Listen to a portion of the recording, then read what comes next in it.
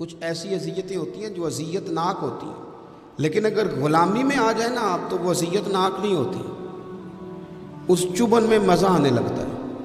کئی درد بھی مزیدار ہوتے ہیں، کئی درد بھی کبھی زخم ٹھیک ہونے پہ آ جائے نا تو اسے چھیڑو تو مزہ آتا ہے، اس لیے کہ کچھ درد بھی مزیدار ہوتے ہیں۔ آتش سے کسی نے کہا تو روتا بڑا ہے، اس نے کہا محبوب کی یاد میں تڑپتا ہوں، ابھی تو ایک دل ہے، میرے تو خواہش تھی کبھی دو ہوتے نا تو صحیح کر کے تڑپتا۔ رب نے دل ایک بنایا، کہتا وہ مزہ دیا ہے تڑپ نے کہ میری آرزو ہے یا رب میرے دونوں پہلوؤں میں دل بے قرار ہوتا۔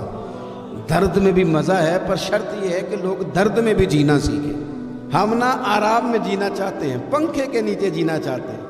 کاش کہ ہمیں صحرا میں بھی نیند کا مزہ لینے کا طریقہ آئے، پھر زندگی کے سارے راستے آسان ہیں، پھر اقرار بھی مشکل نہیں۔ لیکن چونکہ حوصلہ نہیں، صبر نہیں، وہ والا قرار نہیں جو ایک مسلمان سے رب رسول کا مطالبہ ہے۔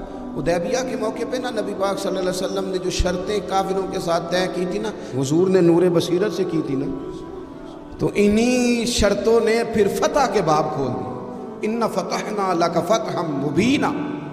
ایک شرط یہ تھی اگر کوئی مسلمان مدینے سے مکے آئے گا تو مکے والے واپس نہیں کریں گے، رکھ لیں گے۔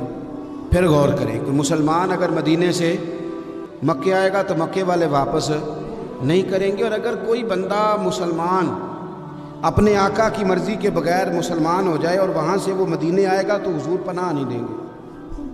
تو میرے بھائی، محبوب کی طرف سے آنے والا نہ صرف سوکھ ہی نہیں قبول کرنا چاہیے، دکھ بھی قبول کرنا چاہیے، دکھ بھی قبول کرنا چاہیے۔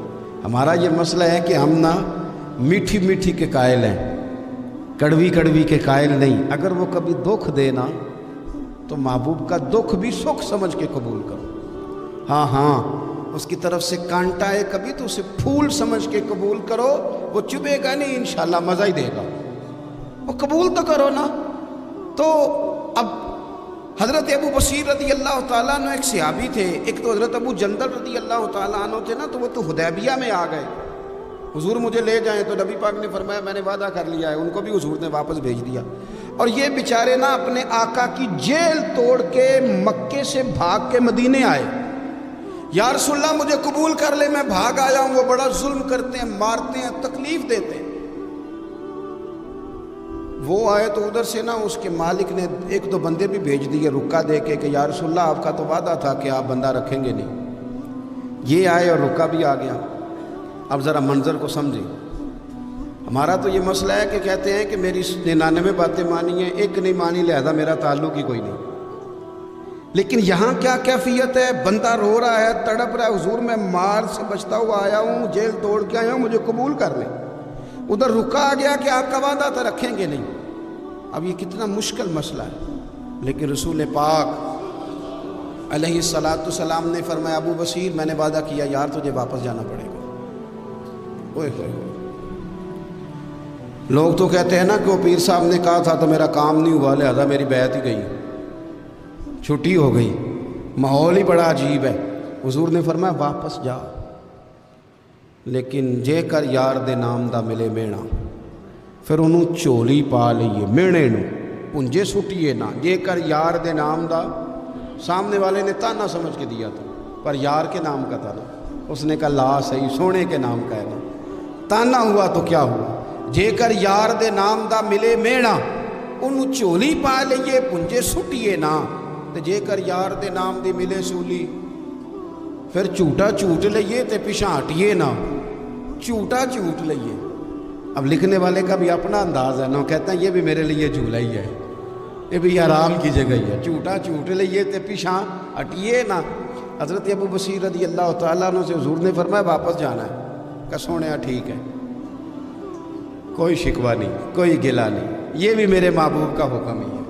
اور کیا بات ہے، میرے نبی وعدوں کے پکے ہیں، کیا بات ہے، حضور نے جو کہا کر کے دکھایا۔ کہتے ہیں میں واپس جا رہا تھا، ایک دو بندے ساتھ تھے، جب مدینے کی حد گزر گئی نا، حضور نے تو کہا تھا نا مدینے میں پناہ نہیں دینی، تو میں نے اس سے کہا یار تلوار بڑی سونی ہے، ذرا دکھانا۔ اس نے دکھائی تو ایک کی میں نے گردن کاٹ دی، دوسرا ویسے ہی بھاگ گیا، اور بھاگ کے حضور کے پاس آیا جی اس نے تو مار دیا ہے۔ تو سرکار فرمانے لگے میں نے تو وعدہ پورا کیا تھا نا، تم سے نہیں سنبھالا گیا تو معاملہ تمہارا ہے۔ اب حضرت ابو بصیر رضی اللہ تعالیٰ عنہ واپس آئے، عرض کی حضور اب میرے لیے کیا حکم ہے؟ حضور نے فرمایا میاں حکم وہی ہے، مدینے میں ہم نہیں رکھ سکتے تھے، مدینے میں صحابہ تھے نا، حضور کی باتوں سے خوشبو لیتے تھے، مدینے میں نہیں رکھ سکتے۔